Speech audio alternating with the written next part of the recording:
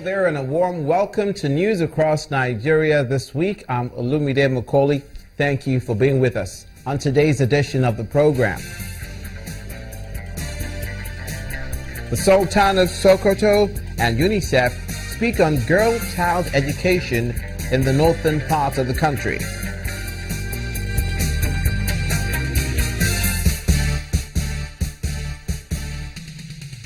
And members of the Islamic movement of Nigeria are absent at the Commission of Inquiry sitting.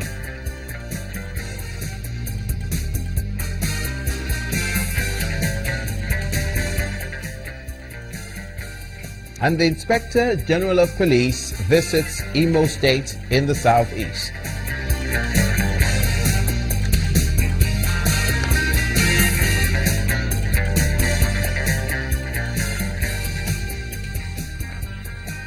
As you know, this show covers everything that's happening across the Nigerian Federation, and this story that we're starting with is of particular interest because it affects all the states in Nigeria, the entire 36.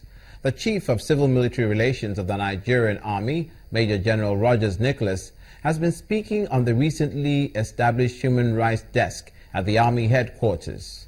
General Nicholas says the new desk will create an interface between the Nigerian Army, local and international human rights organizations, and the general public. According to him, the attention to human rights issues will also include training and retraining of troops on human rights laws. It is not news that the Nigerian Army has set up a human rights desk. However, the Chief of Civil Military Relations in the Nigerian Army headquarters, Major General Rogers Nicholas, says the desk goes beyond just creating an interface between the Nigerian Army and the general public.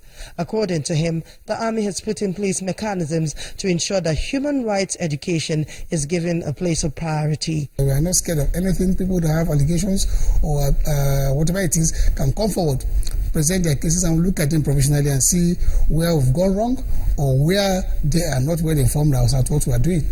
So right now, I find out that most of our institutions are embedding human rights training in our curriculum. While admitting that there has been cases of human rights violation by officers and men of the Nigerian Army, he says those cases have been properly dealt with in line with military laws. All those cases were investigated. This document I'm holding here is a report of the investigation of most of those cases and what was meted to those who are found guilty. As I speak to you today, some of our officers and soldiers that were involved in some of these allegations are serving various prison terms.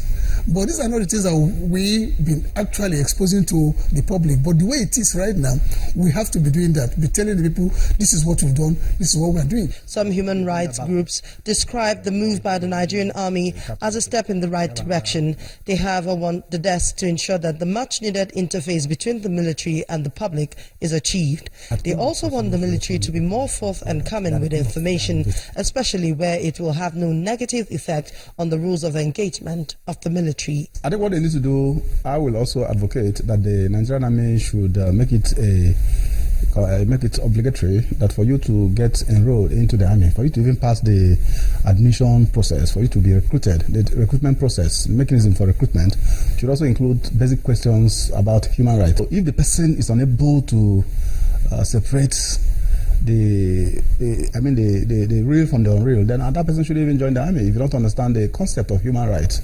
What is going to be the rules of engagement? And they try to describe how complaints will be filed, how they will be investigated, and how they want to make sure that it's followed up to a conclusion. So I think the setting up of the human rights desk is a first step. There has to be commitment, especially when these reports are made. Not only the investigation, but also protecting the individuals who complain. Nigerians are looking forward to see if these reforms initiated by the Nigerian Army will yield the desired results. Amaka Okafo, Channels Television News. Speaking of the Nigerian Army, this next story, the outcome of which can become a case study of what happens when the military and civilians have an encounter that is controversial. What I mean is this: the Judicial Commission of Inquiry set up by the Kaduna State government to look into the clash between the Nigerian Army and Islamic movement has opened today in the state capital of Kaduna. The Commission Chairman, Justice Mohammed Garba, informs the general public at the sitting that all the parties involved have been notified. Members of the Judicial Commission of Inquiry arrived at the General Hassan Usman Katsina House as early as 9 o'clock in the morning and waited without seeing any member of the Islamic Movement of Nigeria or their lawyers. The Commission's chairman, Justice Mohammed Garba, however, gave the assurance that an unbiased investigation will be conducted. It is hereby directed that the Learned Counsel to the Commission shall find out in whose authority the custody of the Council's client is and report back to the Commission. And because of the undertaking the Learned Counsel had given, that he will require 24 hours from today to make the finding and report back, the proceedings for today are adjourned to Wednesday, the 24th of February, for Council to report back on his findings. Yusuf Ali, a senior advocate of Nigeria, will ascertain the whereabouts of Sheikh El Zakzaki and report to the Commission by its next sit-in. This morning, the Commission has received about 105 memoranda from different groups, persons, and institutions. And of course, as we're also aware, there are two direct parties in this matter, the Nigerian Army and the Islamic Movement in Nigeria. And from what had happened today, the Nigerian Army had submitted its own memorandum. The Islamic Movement had not been able to, because their counsel, their lawyer, wrote to say that until they have access to the leader of Islamic Movement in Nigeria, they may not be in a position to take full instructions and write a memo. The Nigerian Army was represented by the General Officer Commanding 1 Division, Major General Adeniyi Oyebade. The absence of the Islamic Movement of Nigeria compelled the Commission to adjourn till Wednesday, February 24. And we stay in the northern part of the country, where the Sultan of Sokoto, Alhaji Sa'ad Abubakar III, has called on the governors of the 19 northern states to encourage girl-child education as part of measures to eradicate illiteracy and poverty. The Sultan wants the governors to work out a deliberate plan to promote girl-child education in the northern region. The Sultan and the UNICEF country representative in Kaduna at a one-day advocacy meeting with commissioners of education and traditional rulers from the 19 northern states. Alhaji Abubakar urged the governors of the northern states to work out a deliberate plan to promote girl-child education in the region, also saying that Al-Majiri and all forms of begging in the region are un-Islamic. Al-Majiri is an issue of poverty, nothing more. And the earlier all of us know that, the better for us. Let's see how we can uplift the standard of people, reduce poverty to the barest minimum, and then you'll see a much better society. States in the northern region are facing unprecedented challenges, one of which is the drastic fall in girl-child education.